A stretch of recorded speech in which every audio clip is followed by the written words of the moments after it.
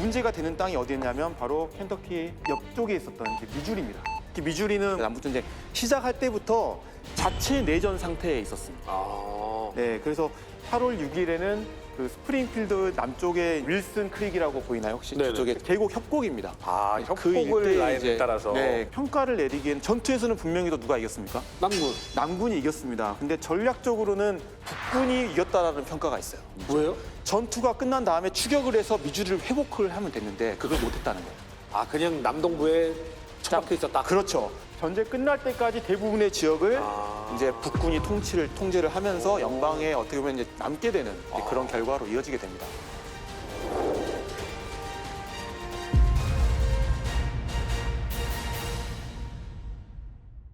그럼 이 느낌은 사실 중립을 표방하던 켄터키가 야 이거 북군 쪽으로 많이 기우는데 우리도 글로 가야 되는 거 아니야? 약간 이런 생각을 하게 만드는 건 아니에요? 어떻게 그렇게 예견력이 뛰어나십니까? 제가 켄터키 프라이드 시키는 켄터키는 이미 이제 10월 달에 돼서는 더 이상 중립이 아니었습니다. 그러니까 중립이 깨지고 있었던 거예요. 그러니까 뭔가 북군 쪽으로. 북군 쪽으로 넘어가려고 하는 움직임도 많이 있었고, 아니면 나는 그래도 여전히 남부 쪽으로 가고 싶은데, 아니면 그 안에서 뭔가 이렇게 다툼들이 일어나고 있는 이제 그런 부분인 거고. 7월 달에 서부 방면군, 여기는 이제 미주리까지 다 포함한 이 지역을 담당하고 있는 이제 서부 방면군 사령관으로 임명된 라이언의 상관이었던 존 C. 프리몬트라는 이제 소장입니다. 장군인데 여기서 삽질을 하고 있었어요. 주저 삽질을 해요. 공병이었어요? 그 삽질이 아니라 뻘짓을 했다는 거예요. 뻘짓을 하고 아, 있었습니다. 네네. 그러니까 좀 잘 못하고 있었어요. 네. 이 사람이. 이 사람에 대해서 조금 알아볼 필요가 있는 게 남북전쟁에서의 가장 대표적인 정치 군인입니다. 혹은 정치적 장군이었어요. 근데 어떤 의미에서 군인은 정치에 영향을 받을 수밖에 없습니다. 왜냐하면 전쟁을 하는 이유가 정치적 목적을 달성하는 거고, 그다음에 전투를 하거나 군인이 하는 행동도 결국에는 정치에서 추구하는 그 목표를 달성하기 위한 행동이잖아요. 근데 군인이 정치적인 행동을 하긴 하지만 네. 정치 군인은 네. 군인이 아닌 느낌이에요. 너무나 정확한 표현입니다. 또 하나 생각해봐야 될 게 남북 전쟁 시기의 장군들은 어느 정도 정치적일 수밖에 없었습니다. 네. 특히 초창기에. 왜냐하면 장군을 누가 임명합니까? 대통령. 대통령이죠. 장군이 거두는 어떤 전투에서 승리 혹은 전역에서의 승리가 결국 대통령이 원하는 그런 전쟁의 정치적 목적의 달성에 당연히 기여할 것이기 때문에 당연히 정치적일 수밖에 없는 부분도 있고, 더구나 전시일수록. 네, 게다가 그 시기에는 이제 전문적으로 훈련받거나 교육받았던 그런 여러 가지 장군들 혹은 장교들도 정치적 커넥션이 좋아야지 뭔가 올라갈 수 있었던 이제 그런 시기이기도 했습니다. 그래서 제가 하고 싶은 말은 프레몬트 같은 사람, 특히 여기서 말하는 정치 군인 혹은 정치적 장군은 정치에 어느 정도 영향을 받을 수밖에 없었던 그런 장군과는 또 한편으로 결이 다르다는 거예요. 이 사람들은 군 경력이나 이런 게 없어요? 전혀 없거나 거의 없는 사람으로 정치적 수완에 의해서 민간인이 바로 장군이 되는 케이스였기 때문에 그렇다면 대부대를 운영하는 뭐 이런 능력이 전혀 없죠. 그런 거 해보지도 않았어요. 예. 이 사람한테 전투에 대한 승리를 기대했다기보다는 이 사람을 군대에 둠으로써 아까 지게라고도 비슷한 거예요. 독일 이민자들 동원했잖아요. 그러니까 이 사람을 군대에 둠으로써 대중이나 아니면 어떤 그런 지지, 당파적인 지지가 올라가기 때문에 그 밑에 있는 부하 이 군인들이 전투는 할 것이고 네네. 이 사람은 어떤 이미지와 정치적인 목적만 달성하면 되고. 그렇죠. 또한 그 당시에 이제 많은 미국인들이 전략에 뛰어난 장군이다, 뭐 용병술에 뛰어나다, 이런 거를 타고난 재능이라고 믿었던 시기이기도 했습니다. 뭐 지금이야 우리는 이거를 교육을 통해서 된다라고 많은 사람들이 생각하고 그렇기 때문에 사관학교부터 시작을 해서 계속 보수 교육도 받고 교육을 받는 거잖아요. 근데 이 당시에는 배우거나 경험을 통해 얻는 것보다는 타고난 걸로 생각하는 경우가 많았어요. 그리고 많은 또 민병대들을 소집했잖아요. 그럼 민병대들은 나를 이끌어가는 지휘관을 누굴 원하겠습니까? 명관가가 예, 뛰어난 사람, 그렇죠. 정치적 당연하죠. 영웅, 이런 사람들이 나를 이끌고 전투에 가주기를 바랬던 거죠. 근데 거기에 딱 적합했던 인물이 바로 프리몬트였습니다. 프리몬트는 이미 1840년대에 서부 개척, 당시의 미국인들의 아이덴티티였던 서부 개척의 주역이었습니다. 이 사람이 했던 일이 소부대 부대를 이끌고 길을 개척하는 역할, 인디언들 막 이렇게 쳐내면서, 그러면서 별명이 패스파인더였어요. 없던 길도 만들어낸다. 그리고 이 사람이 명문과 자제와 혼인을 아주 잘합니다. 그 다음에 서부 개척에서 캘리포니아에 엄청난 또 부를 얻어요. 또 명문가랑 혼인했잖아요. 권력까지 얻어요. 1856년에 이미 공화당의 대선 후보까지 됐어요. 와. 링컨보다 사실 정치적으로 더 압도적으로 높았던 인물이었어요. 그러니까 대중적인 명성이 엄청났던 사람입니다. 한마디로 그레이트맨이었죠 그 당시에. 그러니까 저런 사람은 뭘 해도 할 수 할 수 있겠다라는 있다. 생각이 그래서 북부인들은 이 사람을 타고난 전략적 천재다. 그래서 프리몬트가 도대체 뭔 삽질을 하고 있는 거예요 여기서? 삽질을 하고 있는 게 역할을 제대로 못 하고 있어요. 이 사람이 지금 사령부가 세인트루이스에 있거든요. 근데 사령부에서 하는 게 뭐냐면 지금 라이언이 싸우고 있잖아요. 그럼 라이언을 잘 지원을 해줘야 되잖아요. 근데 한 건 뭐냐면 여기 사령부에서 너무나 안락하고 풍요롭게 생활하고 있는. 게다가 이 참모들도 주로 외국인들이 많이 왔어요. 프리몬트의 명성을 듣고 또 외국에서부터 많이 와가지고 이 외국인들과 함께 파티하고 만찬하면서 돈을 훔쳐멈쳐 쓰다 보니까 재정적으로 이제 부패 문제가 생기게 됩니다. 그래서 전쟁부에 나와서 조사까지 하게 돼요. 근데 그런 여러 가지 뭔가 이제 위기에 이 사람 입장에서는 직면을 하게 되죠. 지금 전투에 지원을 해준 거 아무것도 없고 윌슨 크릭에서 패배했고 게다가 이런 부패 문제까지 일어나니까 이 사람이 잘못하면 내가 해임당할 수도 있겠네 라는 생각을 하게 됩니다. 그러면서 또 하나 이 사람이 정치적이잖아요. 하나 뭔가 선수를 딱 치죠. 미주리주에서 노예 해방을 선포해버립니다. 근데 지가 뭔데? 그렇죠. 지가 뭔데요? 대통령이요? 일개 사령관이 이거 할 권한이 없어요. 그런데 이 사람이 이걸 해버림으로써 북부에 있는 대중에게 어필을 하게 됩니다. 나는 노예 해방을 지지한다. 해방 선언했다. 우리 주에서는. 노예 폐지론자들은 당연히 좋아하겠죠. 근데 이건 링컨 입장에서는 쿠데타입니다. 그렇죠. 그러니까 남부에 지금 아직 가담을 하지 않은 주들한테는 나는 니네들을 강제로 그렇게 만들 생각은 없어라고 링컨은 여지껏 해왔던 거잖아요. 그렇죠. 근데 지가 들어가가지고 노예 해방 앞으로 내가 들어가는 지역은 노예를 다 해방시켜주마 이런 느낌인 거잖아요. 이건 심각한 월권 행위. 월권행위죠. 아까 맥클레란보다 더 어떻게 보면은 그럼 약간 워싱턴으로 불러야 되는 거 아니에요 이제? 맞습니다. 다시 취소하라고 명령을 내리는데 프레몬트가 자기의 그 와이프 엄청난 귀족 명문가 자제잖아요. 와이프를 DC로 보냅니다. 그래서 링컨을 설득시키려고 하죠. 타협을 시도합니다. 와이프를 보냈다고? 네. 링컨이 타협하지 않아요. 그 다음에 링컨이 대통령의 지시로 노예 해방을 취소시킵니다. 미주리 해방을. 이러면 링컨이 괜한 위험 부담을 갖게 된 거잖아요. 위험 부담을 갖게 됐고 그죠? 실제로 노예 폐지론자들은 링컨한테 노예움을 표시를 하죠. 그렇겠지. 당연히. 대통령이 뭐야 뭐 이럴 거 아니에요. 우리 전쟁의 본질이 뭐냐 그러면서 링컨한테 하죠. 얘기하는 그러니까 링컨도 어쩔 수 없이 이제 점진적인 폐지안을 이때 제시를 또 합니다. 그러면서 이제 링컨은 프레몬트가 할 다음 움직임을 제지를 해야 됐어요. 이 사람 또 뭘 할지 모르잖아요. 잘라야지 프리몬트를. 그렇죠. 근데 링컨한테 다행인지 모르겠지만 프레몬트의 다음 움직임을 제지한 거는 다름 아닌 링컨도 아니고 북부에 있는 의원들도 아니고 남군이었습니다. 한마디로 그겁니까? 바보가 나왔는데 더 바보가 나왔다. 그렇죠. 남부에 또 어마어마한 분이 등장을 해서 남부가 먼저 중립을 선언하고 있는 켄터키를 공격해버립니다. 아니 근데 왜 켄터키를 줘? 켄터키 가만 놔둬도 지금 분위기상으로 보면 야 프리몬트 내려오면은 이거 노예 해방시켜버린다. 야 우리가 남부에 붙자 이런 분위기일 것 같은데. 너무 정확한 표현입니다. 근데 북부에게나 남부에게나 사실 미국의 젖줄기이자 그 다음에 병력이나 무자가 남에서 북으로 뭐 북에서 남으로 종단할 수 있는 미시시피 강은 너무나 중요하죠. 그래서 이미 남부에서는 7월 28일 날 미시시피 강이 저기 보면은 켄터키와 테네시 둘 다 커버하는 지역이 하나 있어요. 저게 바로 뉴 마드리드입니다. 근데 뉴 마드리드? 이름이. 근데 뉴 마드리드는 또 어디에 들어가냐면 미주리에 들어가 있어요. 그러면 저길 장악하면 어때요? 배가 지나가기가 되게 뭐 어렵죠. 힘들겠죠. 그래서 남군이 미리 저기에 요새를 만들어 놓습니다. 그러니까 프리몬트가 이제 긴장을 한 거죠. 미시시피 확보해야 되는데 남군이 먼저 저기 점령했네. 그러자 이제 프리몬트 같은 경우는 이제 테네시주에서 보면은 멤피스라는 곳이 이제 가장 좀 큰 도시인데 거기 위에 있는 미시시피 강을 조망할 수 있는 켄터키주에 있는 컬럼버스라는 고지대예요. 그 위쪽이. 그래서 거기에 대한 중요성을 인지를 하고 거기에 대한 점령을 명령을 합니다. 그런데 이걸 먼저 점령한 게 바로 남군이요? 남군이었어요. 이게 사실 연방에게는 되게 운이 좋았던 거예요. 대의명분상. 남군이 먼저 누구를 공격해버린 거니까. 켄터키를 공격을 해버린 거니까요. 중립주를 공격했다. 그렇죠. 이게 군사적인 요충지이기 때문에 컬럼버스가. 그런데 여기를 공격했던 남군의 장군이 이름이 누구냐면 호크 소장입니다. 호크. 예.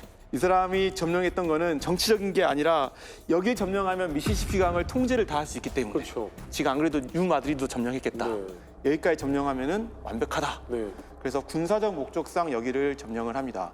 그런데 이 포크가 프리몬트와 필적할 정도로 정치 군인이었어요. 정치군인데 어떻게 정치적 전략적 군인. 요충지를 잘 팠겠네요? 너무나 확연하게 중요한 곳이기 때문에 저기는. 근데 이 사람에 대한 간단한 설명을 드리자면 이 사람은 프리몬트라고 조금 다르게 웨스트 포인트 출신입니다. 그래도 아유 그러면 군인이네. 1827년도에 웨스트 포인트를 졸업했는데 문제는 군 경력이 1도 없습니다. 졸업만 한 거예요? 졸업한 거예요? 졸업하자마자 이 사람이 뭘 했냐면 군에서 나와가지고 신부가 됩니다. 네, 그래서 오. 루이지애나 주의 주교까지 됐어요. 주교라고요? 네. 그런데 이 사람이 전쟁이 딱 터지고 나니까 제퍼슨 데이비스 대통령이 이 사람을 소장으로 임명을 해버려요. 왜? 도대체. 사실 이 사람이 생도 때부터 제퍼슨의 약 상급자였습니다. 아, 그리고 웨스트 포인트의 아이돌이었어요. 그렇다고 해도 네. 벌을 달아줘서 이런 소장 계급장을 해서 대부대를 지면 또 다른 이유가 있습니다.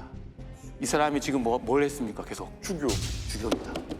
유명한 주교가 장군이 되면 그 종교 그렇죠. 루이지애나를 비롯한 딥사우스의 대중적 지지를 받을 수 있지 않을까. 게다가 이 사람은 종교 지도자니까 종교적 신념을 누구한테 줄 수 있어요? 병사들에게. 군인들한테 주면은 군인의 사기가 진작될 수 있다라는 그런 생각을 기대감이 있었던 거죠. 충분히 그 이해가 가. 근데 별로 타당한 생각 아니 근데 나는 이해가 가는 게 네. 지금도 미국은 종교가 굉장히 중요한 맞아요. 나라잖아요. 네. 저때 당시면은 주교가 이끄는 군대라고 하면 약간 느낌상 하나님의 군대 같은 느낌이 있었을 것 같아요. 그러니까 주교가 오면 정의로운 군대가 될 수 있어요. 정의로운 군대 당연히 갓 플레스 아미지 여기는. 네, 뭐 물질이 딸리니까 정신적으로라도 좀 더 영적으로 단단한 군대가 간단한 되겠지. 문제가 될 수 있고. 예. 근데 문제는 이 사람이 포크가 딱 한 분 빼놓고는 누구의 지휘나 지시도 안 받으려고 했어요. 아, 그 제퍼슨. 아니요, 하나님. 아 죄송합니다. 이게 뭔 소리야 갑자기? 아니 뭐 재정 일치입니까? 그건 아니잖아요. 내가 군대에 지휘하는 이 뜻은 누구로부터 온 거다? 하나님으로부터. 예, 위에서부터 하늘로부터 온 거다. 아니. 신으로부터. 하나님이 노예를 부리라고 하진 않을 거 아니에요? 아 근데 거기 남부에서는 그렇게 합리화시켰지. 합리화시켰잖아요. 그러니까 쉽게 말해서 그러면 상급 기관의 지휘 계통을 전혀 무시하는 거예요. 전혀. 예. 그러니까 그 굉장히 독단적인 작전을 한다. 네. 이건 남부군이 아니네. 그래서 아까 이제 이야기했던 9월달에 데이비스의 그 켄터키 중립 명령 존중하라는 방침을 깨버리고 컬럼버스를 점령을 할 수 있었던 겁니다. 자기 판단으로. 그러니까 이제 켄터키 사람들의 어때요? 중립을 유지하려고 했던 이 사람들의 충격과 반감을 이제 하게 됐고 특히 켄터키 내부에서도 탈퇴해서 어떻게든 남부로 한번 붙어보려고 했던 사람들이 그동안의 자기들의 노력이 수포로 돌아갔다는 그렇지. 걸 느끼게 됐고 켄터키를 또 탈퇴하려고 노력했던 테네시주에 있는 주지사 같은 경우는 너무나 열받았던 거예요. 그러면서 데이비스한테 연락을 해서 야 포크 좀 소환해라 제발 좀 잘라라. 그래서 남부의 전쟁부 장관이 이제 포크를 소환을 합니다. 근데 포크를 감싸준 건 다름 아닌 대통령이었던 데이비스였죠. 데이비스가 이렇게 이야기해줘. 아, 포크 장군이 군사적인 필요성 때문에 어쩔 수 없었다. 그래서 여기서 포크에게 가해진 정치적 데미지는 사실 없었어요. 그렇지만 그 여파가 너무나 커가지고 이제 켄터키 주에서는 의회에서는 남군의 철수를 요구를 합니다. 그리고 제발 좀 북군이 들어와서 얘네들을 좀 몰아내주라는 정도까지 요청을 하게 되고 정말 소수의 인원을 제외하고는 연방편이 되어버리는 이제 그런 결과를 낳게 되죠. 그 요충지 하나 먹겠다고 들어가서 네. 켄터키 전체를 잃게 된다. 그러니까 켄터키 전체가 아니라 제가 생각엔 미주리, 테네시, 켄터키에서 그 일대를 말아먹는 말아먹는 꼴이 되는데 더 충격적인 사실이 뭐냐면 군사적 요충지였잖아요. 그쵸. 근데 군사적 요충지로서의 기능도 알고 보니 별로 없었다. 없었어요. 아 그래요? 네, 그러니까 그 정도의 군사적 가치가 아니었다는. 왜요? 지나가는 강을 내려다볼 수 있으면 얼마든지 공격이 되잖아요. 그렇죠. 당연히 이제 컬럼버스를 요새화시켜가지고 그 미시시피 그거를 멈추려고 했는데 미시시피 강 말고도 동쪽에 보면 테네시 강도 있고 컴벌랜드 강이 있는데 북군은 이 강들을 따라서 위에서부터 아래로 켄터키로 내려올 수 있었다는 거예요. 아 여기는 안 가도 프리패스하는 길이 있다. 길이 있어요. 대안이 있었다니. 대안이 있었다는 거예요. 근데 그게 왜 몰랐냐면 미시시피 강이야 당연히 북에서 남으로 흐르니까 여기를 여기서 막으면은 못 내려가다고 생각을 했겠지만 테네시 강이든 저기 있는 뭐 컴벌랜드 강이든 남에서 북으로 흐르는 강이에요. 그러면 신기하다. 네, 남에서 땅이 있는데 북에서 남으로 흐르는 강이 있고 남에서 북으로 흐르는 강이 있어요? 네, 그러면 당연히 못 내려오잖아요. 신기하다. 근데 그때는 북군이 거꾸로 강을 거스르는 연어처럼 증기선이 있었습니다. 아 증기선을 타니까 거꾸로 가는구나. 위에서부터 내려올 수 있게 되는 거죠. 여기 또 나오네. 테크놀로지가 또 테크놀로지죠. 그러면서 내려와서 열차 타고 지상군을 보려면 컬럼버스 요새를 어떻게 할 수 있어요? 배후에서 호위해 버릴 수 있는 거예요. 그러네. 그런 콜럼버스를 열심히 점령했는데 그게 크게 의미가 없어지게 되는 이제 그런 꼴이 돼버린 거죠. 그래서 이제 미시시피 강 하나만 신겨서 될 일이 아니다. 아, 포크가 신의 뜻 맞네. 신이 포크를 버리려고 그 뜻을 전하신 거. 신의 뜻이야. 네, 그래서 포크도 이제 이런 사실을 깨닫고 이 두 강의 통제를 위해서 두 강의 윗부분에 또 이제 오하이오 강이 흐르거든요. 그러니까 결국엔 오하이오 강이 이렇게 흐르고 미시시피 강이 이렇게 흐르고 있고 이 사이에 또 이렇게 두 강이 이렇게 흐르는 거예요. 켄터키하고 미주리 사이에 엄청 강들이 많이 흐르네요. 진짜 많아요. 예. 특히 미주리 같은 경우는 호수의 도시잖아요. 그렇죠. 엄청나게 뭐 미시간도 많긴 하지만 미주리도 뭐 오자크부터 시작해가지고 또 엄청나게 많고 켄터키도 마찬가지고요. 이 두 강의 통제를 위해서 오하이오 강에 있는 이제 파두카와 스미스랜드라는 곳에 점령이 필요하다는 걸 알았지만 좀 머뭇머뭇거리고 있었습니다. 그런데 이 사이에 북군에서 먼저 한 인물이 나타나가지고 이 두 곳을 확 점령을 해버립니다. 그 인물이 바로 이름하여 시겔. 왜 시계이 나와요? 시겔 나가는 이게 아니고. 엄마가 너. 아주 유명한 인물인데 율리시스 그랜트입니다. 그 그랜드요? 네, 그 그랜트가 여기서 나옵니다.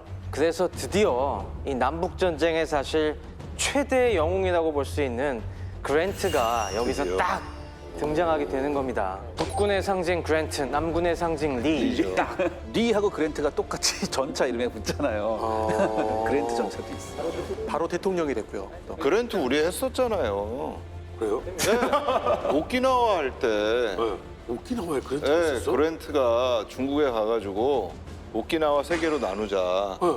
이거 잘못하면 일본이 이거 다 먹어버리니까 중국한테 준 거. 세 개로 나눠가지고 가운데 공동 관리하고 아래 거는 중국 관리하고 맨 위에 거는 일본이 관리하게 하자라고 이제 제안했던 게 바로 이 그랜트 장군이고 후에 이제 대통령 끝나고 가서 이제 그걸 했던 거죠. 그때 중국이 안 받은 게 정말 바보 같은 예, 짓이다. 예, 근데 예. 그거 들으니까 남북 전쟁이 엄청 과거의 일은 아닌 것 같죠. 그러네. 네. 얼마나 영웅이면 이렇게 50달러 지폐 있지 않습니까? 고위권에 실렸을 만큼 이 유명한 그랜트니까 엄청 영웅이네. 이렇게 유명하다 보니까 우리가 조금 더 그래도 이분의 이력을 파헤쳐봐야 되지 않겠습니까? 네. 이렇게 어마어마한 역할을 맡았지만은 앞에 우리 맥클레런과는 또 굉장히 다른 분이에요. 맥클레런은 뭐 어렸을 때서부터 천재로 이름난 사람인데 그랜트는 어렸을 때는 정말 그냥 좀 어떻게 보면 조용한 그리고 어떻게 보면은 찌질이 같은 모습도 보인 그런 범생이었나? 범생 정도도 아니고 쉽게 말해서 존재감이 없었어요. 존재감이 없는 사람. 네. 이름이 율리시스다 보니까 어렸을 때 별명이 뭐였냐면은 유즐리스 그랜트였습니다. 율리시스. 쓸모없는 그랜트다. 이런 진짜 식으로 그냥 별명- 눈에 안 띄는 느낌이다. 네, 그냥 눈에 안 띄는 사람이었고요. 이 사람이 6남매 장남이었는데 부모가 고심 끝에 웨스트포인트 육사에 보내기도 합니다. 그냥 군인은 좀 해봐 한번. 그래도 좀 실력이 있었나 봐요. 그러니까 웨스트포인트에 입학했다고 자체가. 들어가기 힘들었어. 근데 그 당시에 웨스트포인트는 다 이제 뭐가 필요했냐면은 백이 필요했습니다. 연줄이 필요했어요. 그래서 군인이 되고 싶어도 아무나 갈 수 있는 게 아니었어요. 그래서 물먹은 흑수저들이 굉장히 많았습니다. 대표적으로 물먹은 흑수저가 지난번에 엘스워스였죠. 엘스워스도 그렇게 웨스트포인트에 가고 싶었는데 흑수저여갖고 연줄이 없어갖고 못 갔는데 다행히 율리시스 그랜트 같은 경우는 부모가 지역 언론계나 뭐 정치계나 이런 쪽에 많이 그래도 친분을 좀 쌓아놔갖고 겨우겨우 지역 의원한테 이제 추천서를 받아갖고 웨스트포인트에 가는데 성공합니다. 지금도 추천서가 있어야지 갈 수 있어요. 웨스트포인트. 거기 네, 지금도. 네. 그래갖고 웨스트포인트에 갔는데 가서도 뭐 이렇게 크게 두각을 나타내지 못했어요. 그렇다고 꼴찌는 아니었고 딱 중간 정도였고 보병부대로 가서 이 사람도 결국에 멕시코 전쟁에 참전을 합니다. 네. 뭐 사실 남북 전쟁에 활약한 대부분의 지휘관들은 그 당시 전쟁 경력이 거기서 쌓은 거죠. 네. 근데 독특한 거는 그랜트는 멕시코 전쟁에서 딱 맡은 부분이 보급 장교였습니다. 고급 장교. 네. 그렇게 전쟁을 마친 다음에 요맘때 또 인생의 큰 전기를 맞습니다. 결혼했어요? 결혼을 하게 됩니다. 네. 중요한 진짜. 결혼을 마침 또 육사 동기 동생이랑 결혼을 하게 돼서 마침 가정도 생기고 하니까 내가 밖에 나가서 뭐 한다고 밥벌이 제대로 할 수 있을지 모르겠는데 하여튼 군에서는 월급은 꼬박꼬박 나오니까 좀 버텨보자 라고 그냥 남은 거죠. 근데 이게 인생이 확 꼬여버리는 계기가 돼요. 전쟁이 끝나고서 확 쪼그라든 군대에 있으니까 네. 그 다음부터 군대가 할 일이 없어지는 겁니다. 그리고 그 당시 미국의 가장 중요한 이 프론티어가 어디입니까? 서부지 않습니까? 네. 그래서 그 당시 주로 정규군이 다 서부로 이동을 해요. 캘리포니아로 이동하라는 명령을 받습니다. 근데 당시로서는 캘리포니아로 간다는 거는 정말 어마어마한 여행이었거든요. 요즘처럼 금방 비행기 타고 갈 수 있는 것도 아니고. 가다가 많이 죽었어요. 그때. 그렇죠. 그래서 실제로 부대 병력의 한 10% 정도가 여기서 죽습니다. 이런 상황이다 보니까 가족은 그냥 동부에다 두고서 자기만 이제 옵니다. 그러니까 왜 아까 그 프리몬트가 패스파인드라는 별명까지 얻으면서 영웅이 될 수 있었던 이유가 이런 그러면 거겠죠. 서부 개척을 네. 그런 식으로 잘한다는 거는 큰 네. 영웅의 자질이 네. 됐던 겁니다. 네. 근데 이러다 보니까 가족과 혼자 떨어져서 서부의 요새에 배치돼서 있으니까 외로워요. 외롭고 할 일도 정신적으로 피폐해지는 거예요. 아, 아내가 보고 싶어, 우리 자식이 보고 싶어 막 하다가 결국에 술독에 빠집니다. 알코올 중독. 네. 점호에도 비틀비틀한 상태로 나타나고 이런 행동을 많이 보이니까 아, 근태가 상당히 안 좋았군요. 근태가 안 좋았어요. 그래서 그 당시에 여러 상관들에게 찍히게 됩니다. 그 당시에 대표적으로 찍힌 게 이 훔볼트 요새라는 곳에 있었는데 그 위에 상관이 이 로버트 뷰캐넌 대위라는 양반이 있었어요. 뷰캐넌. 이 사람은 굉장히 엄격한 사람이었어요. 군인을 딱 지켜야 되는. 야, 군인 아니야. 군인인데 외롭다고 이렇게 해도 돼? 하면서 막 욕하다가 너 이럴 거면 전역해. 라고 해서 결국에 1854년에 전역을 하죠. 지구로 갈래. 다시 집으로 가서 이때서부터 가족을 먹여 살려야 되니까 이것저것 사업을 해보지만은 하는 족족 다 실패합니다. 결국 처가에서 좀 보태줘갖고 겨우겨우 산 상태여서 이 사람이 남북전쟁 직전까지만 해도 난 실패한 인생, 난 왜 이렇게 한 일마다 안 되지? 난 진짜 희망이 없다라고 했는데 바로 이때 남북전쟁이 터진 겁니다. 전쟁이 그에게 기회를 준 겁니다. 그러니까 그렇죠. 전쟁이 아니었으면 묻혔을 사람이에요. 유슬리스 그랜트. 사실 별 볼 일 없이 그저 그런 생을 살다가 군대에서도 술 퍼먹고 결국 잘리게 되고 처가살이를 할 위기에 처인 그랜트가 남북 전쟁으로 뭔가 반전이 있다는 것 자체가 좀 굉장히 궁금하거든요. 여지껏 별게 없었잖아요. 사실 역사의 영웅을 보면은 이런 식으로 평시에는 별로 어울리지 않다가 갑자기 전시에 자기의 재능을 꼽히는 경우가 있는데 그랜트도 그랬습니다. 우리가 또 그런 사람으로 유명한 게 처칠이었죠. 처칠도 2차 대전이 안 터지고 계속 진행이 됐으면은 그냥 잊혀진 정치가로 역사책에 한 페이지만 기록됐을 사람인데 다시 전쟁이 찾아오면서 반전의 기회를 맞았듯이 그랜트도 전쟁이 찾아오니까 야, 내가 이제 더 이상 이렇게 살아서는 안 되겠다. 전쟁이 터졌으니까 내가 다시 한번 일어서 봐야겠다 라고 마음을 먹습니다. 남북전쟁이 터졌을 때 그랜트는 일리노이주에 살고 있었습니다. 일리노이주 갈레나라는 곳에 살고 있었는데 일리노이주도 당연히 북부의 중심지로서 저 남부 반란군을 때려잡아야 된다는 열정에 불타오르는 곳이어갖고 이제 자원병을 소집합니다, 주에서. 근데 자원병이 생각보다 많이 모였어요. 율리시스 그랜트가 또 입지가 좋은 게 이 지역에 정규군 장교 출신이 자기 혼자밖에 없었어요. 그러니까 그냥 중대장은 그냥 따놓은 당상인 겁니다. 지난번에 중대장을 어떻게 뽑는다고 했죠? 투표. 네, 부대원들끼리 투표 뽑는다고 했으니까 당연히 중대장 정도는 되는 건데 율리시스는 중대장에 만족하지 않습니다. 내가 중대장 정도 할 사람이 아니야.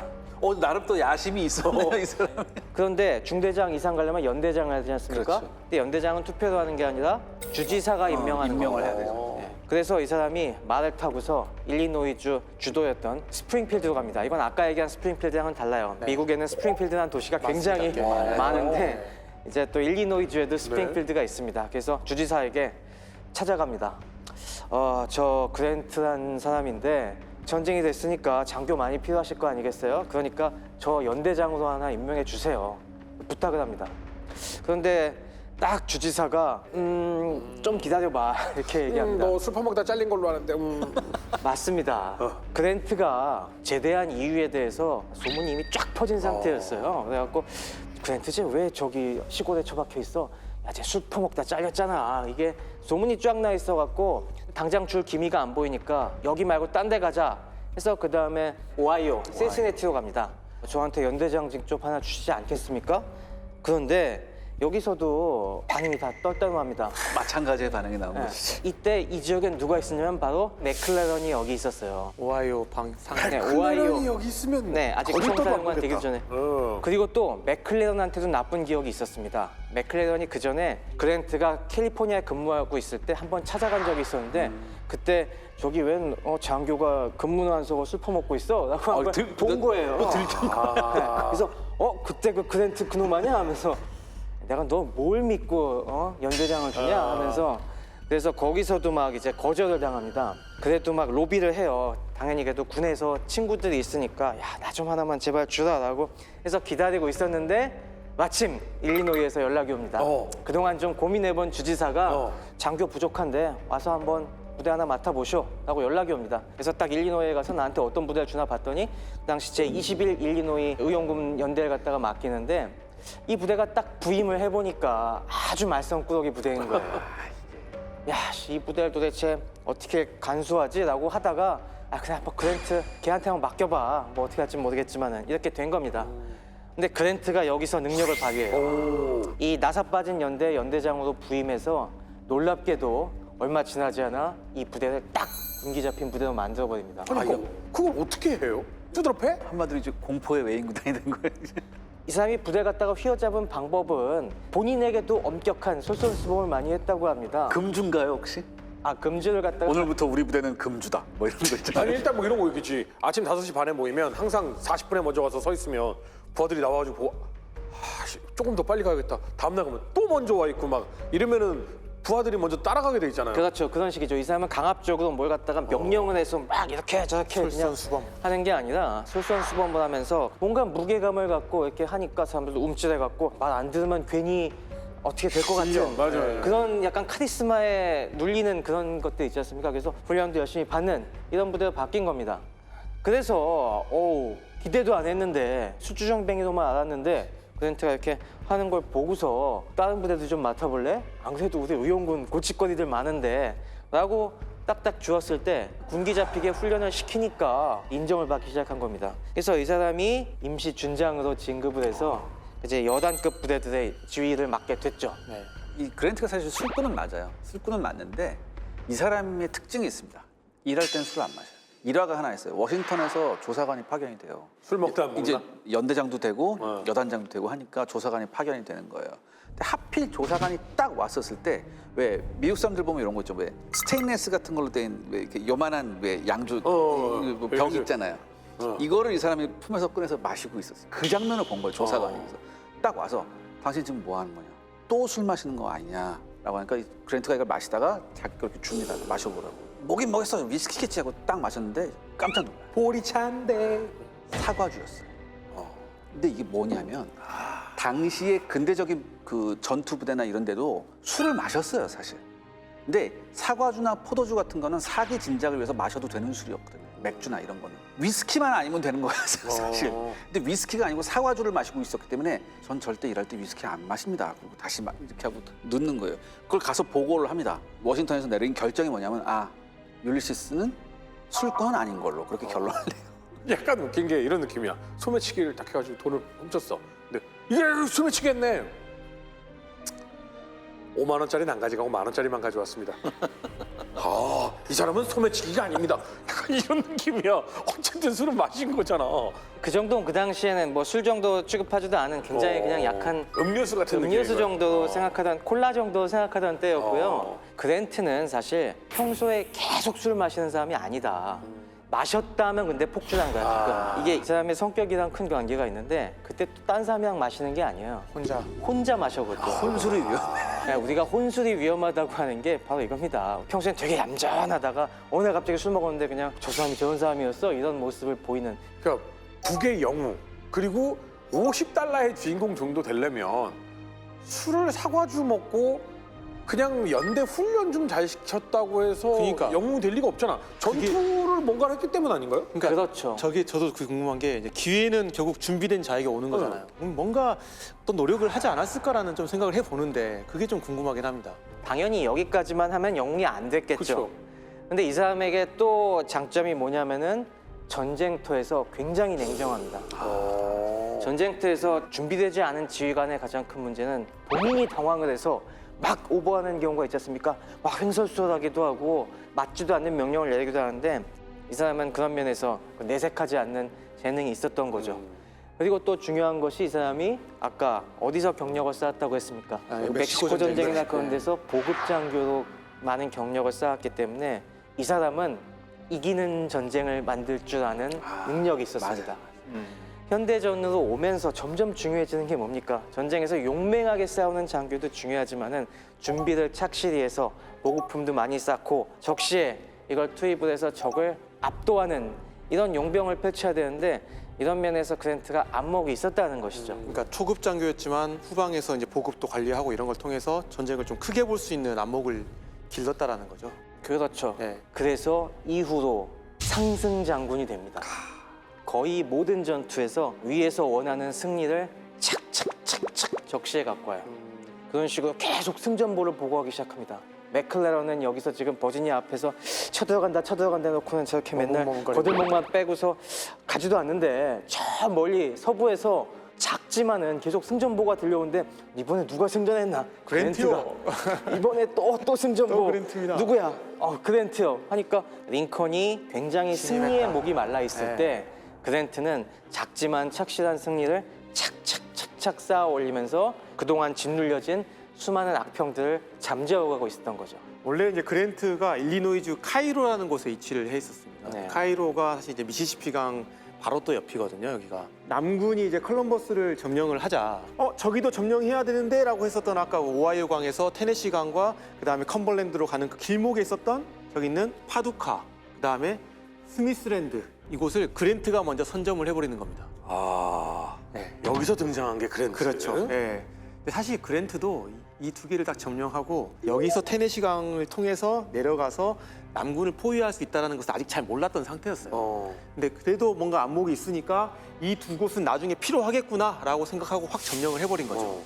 그런 다음에 더 놀랍게도 이제 그랜트는 11월 초에 두 척의 해군 포함 건보트의 호위를 받으면서 한 3,000명 정도밖에 안 되는 소수의 병력을 이제 수송선에 태워가지고 아까 이제 포크가 점령했던 컬럼버스 건너편에 있었던 미주리주의 벨몬트를 공격을 합니다. 네. 근데 이게 남부 입장에서는 엄청나게 허를 찔린 셈이에요.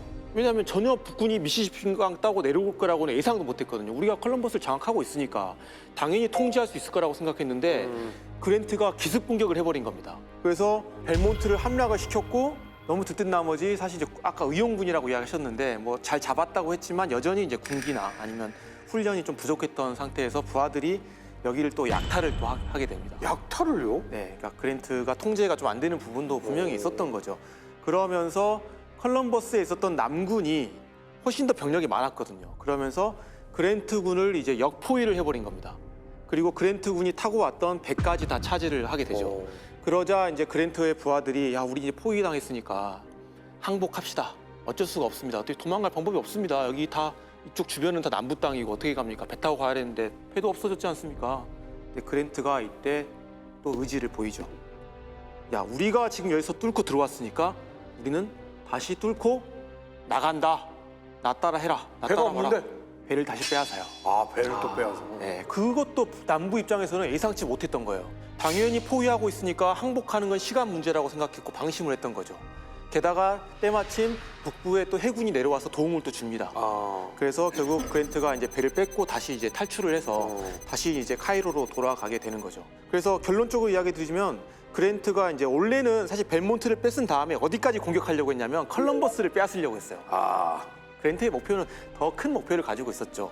근데 컬럼버스까지 가지도 못했고 결국 벨몬트에서도 실패하고 돌아가게 됐지만 이 전투는 그랜트 개인에게도 큰 교훈을 일단 안겨줍니다. 첫 번째는 역시 강에서 놓고 이렇게 싸우는 때는 해군의 도움이 정말 꼭 필요하겠구나. 아무리 우리 육군이 잘 싸운다고 해도 해군의 도움 없이는 쉽지 않은 작전이겠구나라는 어떤 교훈도 얻었고 그 다음에 부하도 훈련을 조금 더 잘 시켜야 되겠구나. 여전히 아마추어구나. 이런 어떤 교훈들을 얻기 이제 시작하는 겁니다. 또 하나 저는 이게 이제 앞으로의 그랜트에 대한 이제 기대인데 이런 소식을 딱 듣고 나니까 우리의 북부 장군이 그걸 뚫고 내려가서 일단 함락시키고 이런 것까지 했다라는 공세적인 지휘관. 그랜트에 대한 어떤 그런 소문을 들으면서 이 사람에 대한 인식을 진짜 한번 제대로 시켜줬다. 맥클레렌 저건 가만히 나가지도 않고 저거 네. 건방진데. 저 소수의 병력을 끌고 남부에게 한 방 먹였다.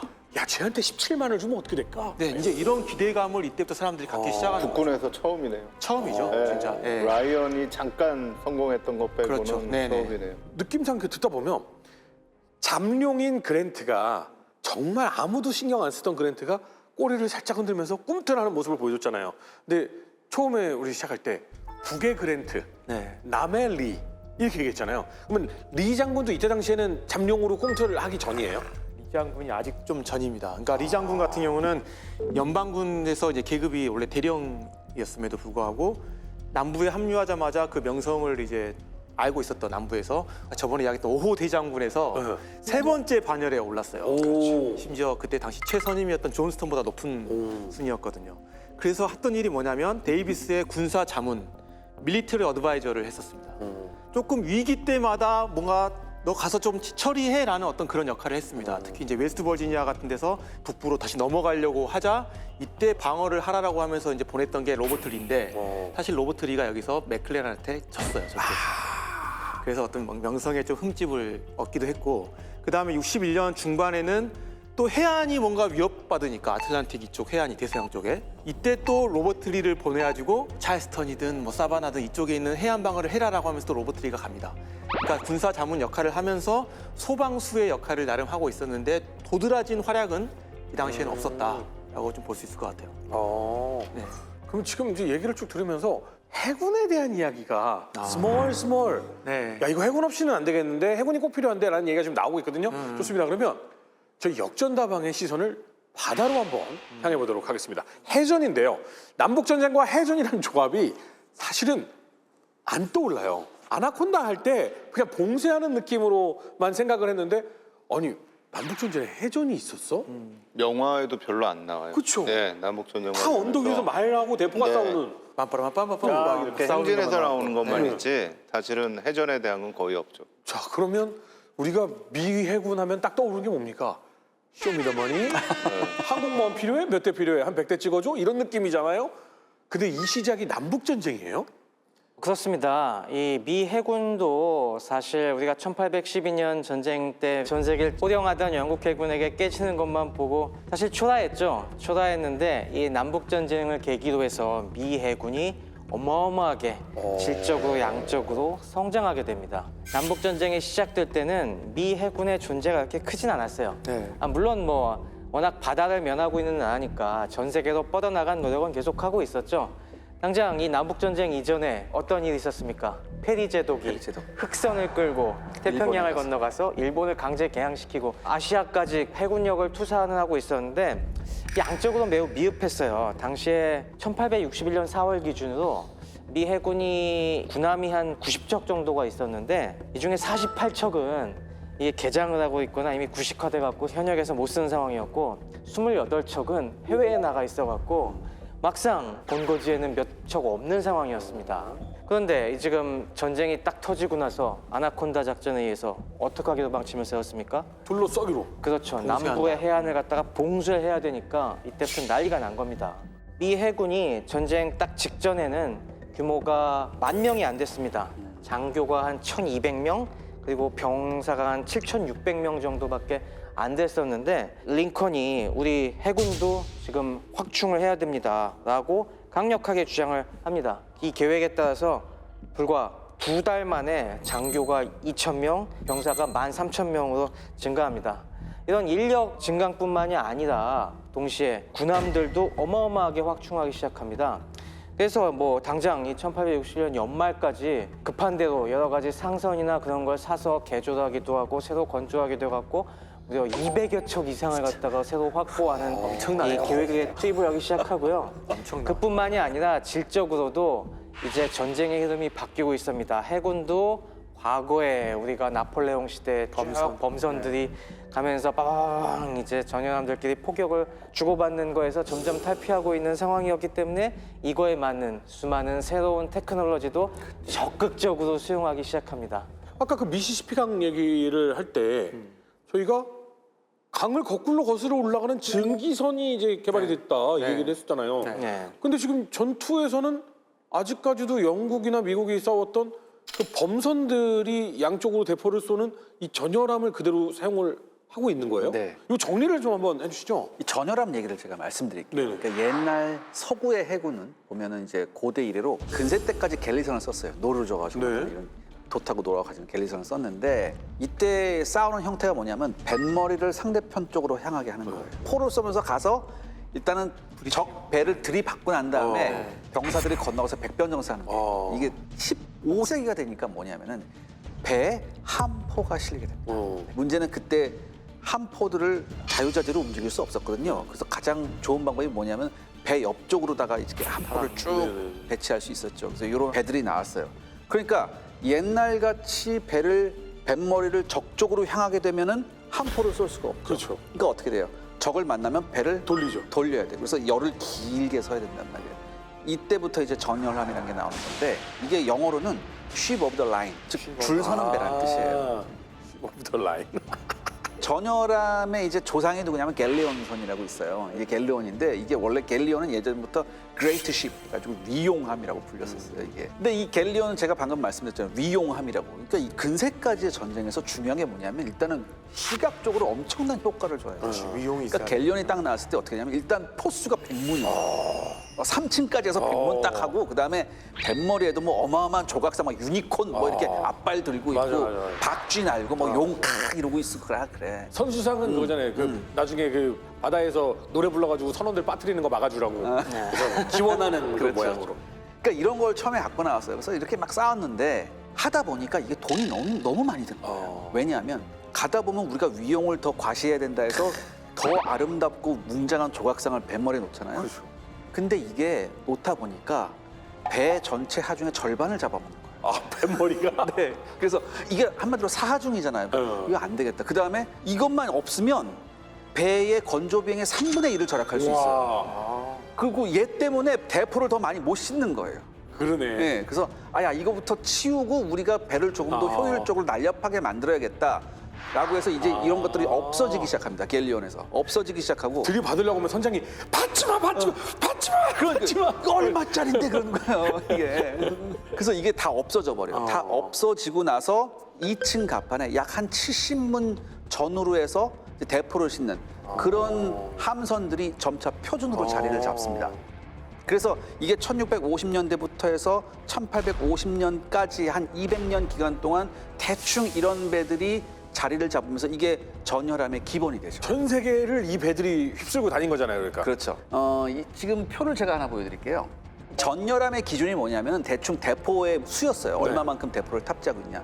1650년도에는 한 약 30문화의 대포만 실어도 이제 전열함에 반열에 들어가는데 1850년에 들어가면 약 80문 정도는 있어야지 전열함 축에 낄 수 있었습니다. 호가 점점 많아지고. 그렇죠. 그러면 양쪽에 40개씩인 거예요? 아니면 80개를 이쪽으로 옮겼다가 이쪽으로? 양쪽에. 왜냐하면 양쪽에. 한쪽에 하면 이거 밸런스가 무너지기 때문에 보통 1740년 이후에 그러니까 18세기 중반 이후에는 제가 말씀드렸잖아요. 2층에 한 70문 정도 이것보다 더 큰 것도 나오긴 해요. 사실 3층에 돼 있어서 100문 탑재한 것도 있는데 이런 건 몇 척 안 돼요. 이런 건 뭐냐면은 그 함대 기함 같은 거. 기함. 그런 같은 게 이런 경우에 있어.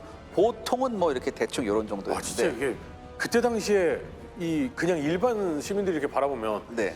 어마어마한 빌딩이 이렇게 서 있는 느낌이 네. 듭니다. 근데 대항해 시대를 지나서 이제 본격적으로 식민지를 개척했던 그때 시대 때 이런 큰 배를 많이 만들었어요. 특히 의외로 스페인이 많이 만들었어요. 오. 스페인이. 그러니까 스페인의 대형 전열함이 하나 있습니다. 산티시마 트리니다드라는 배가 있어요. 이게 3층 포갑판을 갖고 있고요. 함포가 무려 116문입니다. 근데 나중에 이걸 116문도 적다고 해서 한 번 더 개장을 해요. 그래서 136문을 탑재한 4층 포갑판을 갖고 있었어요. 근데 우리가 이거를 한번 생각해 봐야 돼요. 우리가 보통 18세기 중반 이후에 근대에서 보통 세계 최강의 함대하면 어느 나라겠어요? 영국이잖아요. 근데 해지지 않는 나라. 영국이 전열함 시대 때 영국 전열함은 축에도 못 꼈어요. 스페인이나 프랑스 전열함에 비하면 굉장히 초라했습니다. 이게 사례가 하나 있어요. 1740년 4월에 스페인 한 척의 전열함하고 영국의 세 척의 전열함하고 붙었어요. 결국에 영국이 이기긴 했는데 무려 이 스페인 전열함이 6시간을 버팁니다.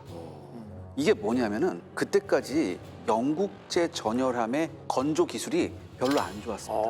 별로 안 좋았고 대포도 그렇게 성능이 별로 안 좋았어요. 근데 이 스페인 이 전열함들은 굉장히 견고했었어요. 그래서 이제 영국이 많이 고전을 했었죠. 근데 무서운 건 뭐냐면은 영국이 이겨서 그걸 배를 가져오잖아요. 철저히 분석해서 그 전까지 영국이 건조할 때 무슨 방법이었냐면은 과학적이 아니라 좀 숙련된 그 건조 기술자한테만 의존했었어요. 근데 그게 아니라 전체적인 배 밸런스를 하고 과학적으로 딱딱딱 규격화되는 거 이런 게 없었었거든요. 근데 프랑스하고 스페인 전열함을 납포하면서부터 얘네가 이런 걸 쓰네. 이렇게 하면서 이게 발전된 거예요. 그리고 이런 전통이 이제 미국까지 넘어가는데 자 그럼 지금부터 이제 미국의 전열함을 살펴봅니다. 근데 18세기만 해도 미국은 신생 해군국이잖아요. 그러니까 비용과 인원이 별로 많이 없어요. 이 당시에 대부분의 미국 수병들이 영국에서 도망쳐온 애들이에요. 뭐 잘못해가지고. 예, 뭐 잘못해서 도망쳐오던가 거기가 너무 선상 생활이 힘든데 저기 가면 좀 월급도 많다. 돈 많이 주고 좀 그런 데더라. 그리고 저기 가면 내가 뭐 한 자리 할 수 있. 그래서 많이 넘어와요. 근데 이 미국이 돈이 많이 없으니까 미국은 초창기에 어떻게 했냐? 전열함 대신에 프리깃함을 건조하는 쪽으로 합니다. 프리깃은 좀 낮은 거 아니에요? 네, 그러니까 이 프리깃은 사실 16세기 말부터 등장한 범선이에요. 그러니까 오늘날에는 호위함 정도로 이제 얘기할 수 있는데 네. 이게 프리깃은 체구는 작아요. 체구는 작지만 속도가 빠르고 또 하나 장거리 항해가 가능합니다. 그 다음에 수심이 얕은 곳에서도 비교적 운용이 원활해요. 네. 그러니까 한마디로 무장이 충실한 다목적 전함이에요. 프리깃이. 강에서 가능하네. 네, 강에서도 가능하죠. 네. 네. 근데 중요한 게 뭐냐? 보통 프리깃에서는 대포가 40문이 탑재되거든요. 근데 미국이 이렇게 생각한 거예요. 우리가 프리깃 똑같은 거 40문 탑재해서는 안 된다. 우리는 뭐로 간다? 우리는 슈퍼 프리깃으로 간다. 슈퍼 프리깃. 야, 미국 그러면서 50문 이상 대포를 싣는 프리깃을 이제 만듭니다. 근데 이게 효과가 굉장히 좋았어요. 미영 전쟁에서 미국 프리깃이 영국 프리깃하고 1대1로 붙으면 절대 안 졌습니다. 포도 많으니까. 포도 많고 체급이 크잖아요. 네. 그래서 이 프리깃으로 우리는 미국은 주력으로 삼는다라고 갔어요. 근데 사실 전열함이 완전히 없었던 건 아니에요, 미국이. 네. 없었던 건 아니에요. 가장 유명한 게 32파운드 포 90문을 탑재한 인디펜서급 4척도 있었고 그다음에 32파운드 포 120문을 적재한 펜실베니아급도 있었어요. 근데 요건 이제 한 척만 만들고 나머지는 만들지 못했었고 120문이면 엄청나네요. 그다음에 적게는 64문부터 많게는 102문까지 포를 실을 수 있었던 델라웨어급도 7척이나 있었어요. 네. 근데 이 전열함은 남북 전쟁이 터지자마자 남군 손에 넘어가면 안 되니까 대부분 이제 자침시키거나 이제 불태워집니다. 어쩔 수 없었어요. 그다음에 이제 3척의 델라웨어급 전열함은 이 남북 전쟁 기간 동안 어떻게 하냐면 이게 리시빙십이라고 해가지고 보통 이제 보급함으로 써요. 전투에는 참가를 못하고 왜 증기선하고 붙으면 안 돼요. 그러니까. 네. 근데 제가 이해가 안 가는 게 아니 분명 미시시피를 거꾸로 거슬러 오르는 증기선이 있다고 했는데 프리깃함만 있다는 게 좀 말이 안 되는 거 아니에요? 증기선의 혁신이 프리깃 자체에도 변화를 일으킵니다.